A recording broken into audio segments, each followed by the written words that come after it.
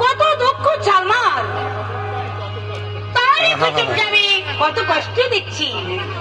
ভাবি না না, আরে যা হবার তা তো হয়েই গেছে। মাছুদ খা, বেগম সাহেবা, তুমি আজগরকে মুক্ত করে দাও। বেগম সাহেবা, আপনি কি বলছেন? আরে বুঝতে পারছো না বেগম? আরে চালমার মতো আমিও তো নারী, নারী হয়ে নারীর দুঃখ সহ্য করবো কেমন করে? যাও মাছুদ খা। বেয়াদব, বেশরম, বেঈমান আজগর আলী, যে চোখ দিয়ে সালমাকে দেখেছে, দেখে আমাকে ইনকার করেছে, তুমি তার সেই চোখ দুটো উঠিয়ে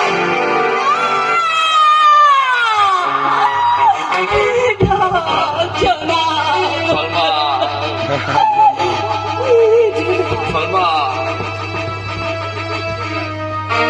সালমা, সরে যাও শয়তানি। সালমা,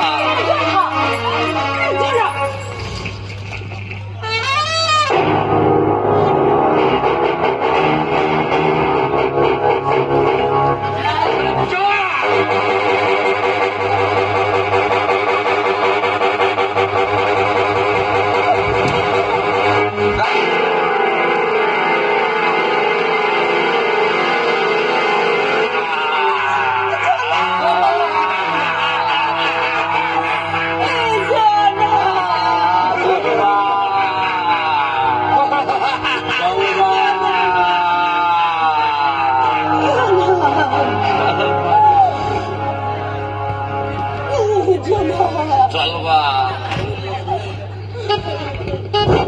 খালাস টাইমে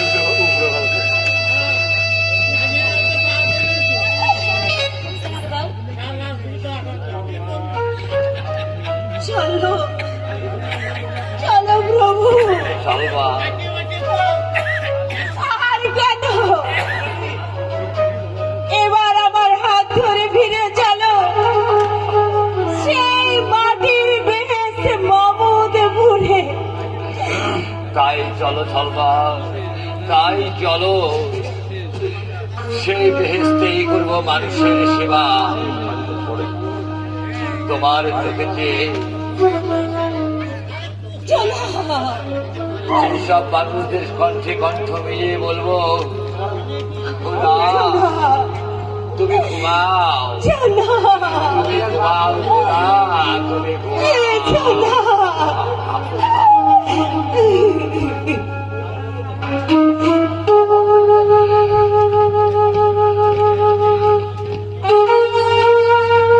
ঘুম আসে না, ঘুম আসে না, মগজের মধ্যে লাখো লাখো চিন্তা কীটের দংশন, সর্বাঙ্গে অসহ্য জ্বালা, তবু কিছুতেই আমার ঘুম আসে না। কে কে? কোথায় কে যাবানা? ওই যে উজির সাহেব, দেখতে পাচ্ছে না এক নারী এক পুরুষের হাত ধরে প্রাসাদ থেকে কাঁদতে কাঁদতে বেরিয়ে যাচ্ছে? শুনতে পাচ্ছেন না ওদের মর্মভেদী কান্না? ওরা কারা? ও এক ফকির ওদেরকে ভিক্ষে দিয়েছেন? দিয়েছে যাবানা। তাহলে ওরা কাঁদতে কাঁদতে বেরিয়ে যাচ্ছে কেন? আরে ওদের কথা ছেড়ে দিই, পাগল পাগল পাগল। হুজুর সাহেব, আপনারা সকলে মিলে আমাকেও কি পাগল করে তুলবেন? কেন বাবজান? কেন কেন কেন কেন? মঞ্জিলে প্রাসাদ প্রাচীরে ওই একই জিজ্ঞাসা, কেন কেন কেন কেন? তাকে আমি নিজে জানি। সিপাহ সালারকে তলব করুন। বান্দা হাজির খুদাবাদ। মাসুদ খান, জনাব। তুমি বোধহয় কারাগার পরীক্ষা করে আসলে। হ্যাঁ জনাব। কেউ পালিয়ে যায়নি তো? না জনাব। আমার রাজগড় আলী কেমন আছে? বহুত তবিরাতে আছে জনাব। তবে যেন আমার মনে হলো, না না না না, মনে হবে কেন, আমি তন্দার ঘরে খব দেখলাম, এ যেন আমার রাজগড় আলীকে চাবুক মারছে। উজির সাহেব, খব তো খবে, না না কখনো সত্য হয় না, নাকি বলেন? হ্যাঁ জনাব। ছোট সুলতান ঘুমাচ্ছে, আমি এই মাত্র দেখে এলাম।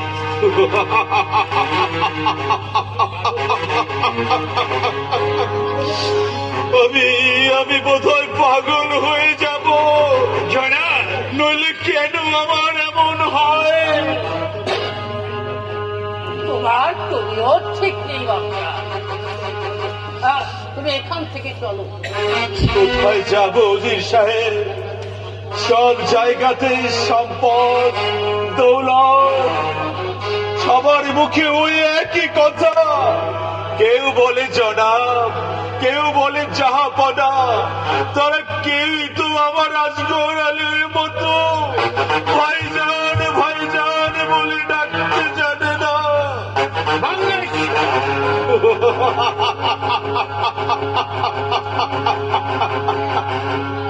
জনাব গেল, জাহাপনা গেল, এবার এলো বঙ্গেশ্বর। কিন্তু সিপাহ সালার ও ডকিউ তো আবেজ নয়, আছে শুধু জ্বালা।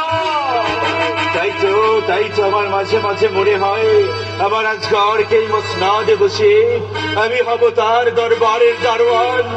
সে বিচার করবে, আমি অবাক হয়েছে দেখব সেই দরবার শেষে আমার মাটির ঘরে এসে আমাকে ভাইজান ভাইজান বলে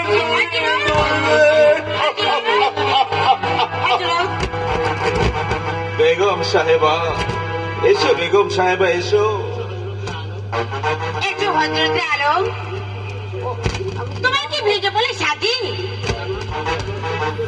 তুমি অন্য মুন্ড মারি।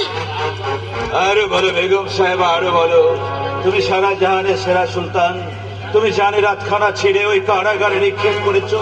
তুমি বহুত, তুমি মহান, তুমি দারুণের বাচ্চা সিদি বাদর খানাও, তুমি সুলতান সাইফুদ্দিন মুজফ্ফর শাহ।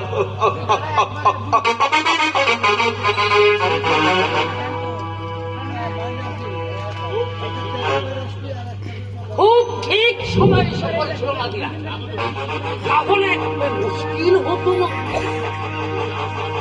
কিন্তু আমি ভাবছি এমনি করে কতদিন চলবে উজির সাহেব? আর বেশি দিন নয় মাসুদ খা। হোসেন খা শীঘ্রই বাংলার পথে রওনা হবে। তাহলে এবার ওই কিস্তি দিবার পালা। আজগর আলী পথেই বলবে, যুদ্ধে সুলতান কবরে যাবে, তারপর ওই সাম্প্রদায়িক লড়াইয়ে হোসেন খাকে জাহান্নামে পাঠিয়ে দিতে হবে। আর তুমি হবে বাংলার সুলতান। ঠিক আছে, তাহলে আমি সাত সৈকত পথের রওনা হলাম। লড়াই যেখানে চলুক তার উপরে আগুন আরো আমি সরিয়ে দেব। সঙ্গে নেব ওই কাফের চন্দ্রকান্তকে, তাকে আমি সামনে রেখে পেছন থেকে আমি একের পর এক খনন করব 7 সৈকত, 7 লক্ষ বাঙালি, 7 লক্ষ কবর।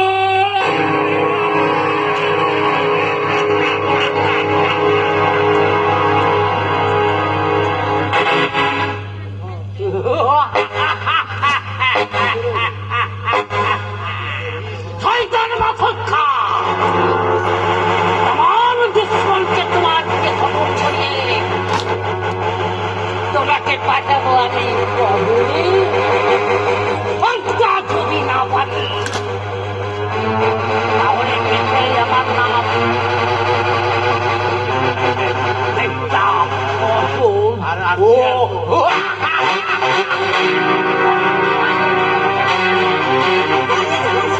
মুসলমান নিয়ে হয়েছে আমার যত জ্বালা। মুখ পুরা হিন্দু ছুরা গুলো লাঠি টাঙ্কি নিয়ে ধেই ধেই করে নাচতে নাচতে এদিকে আসছে। দেবু ভাই, গফুর ভাই আজও তারা ফিরল না। দেবু তাই আমি এখন কি করি? চাচিমা, চাচিমা,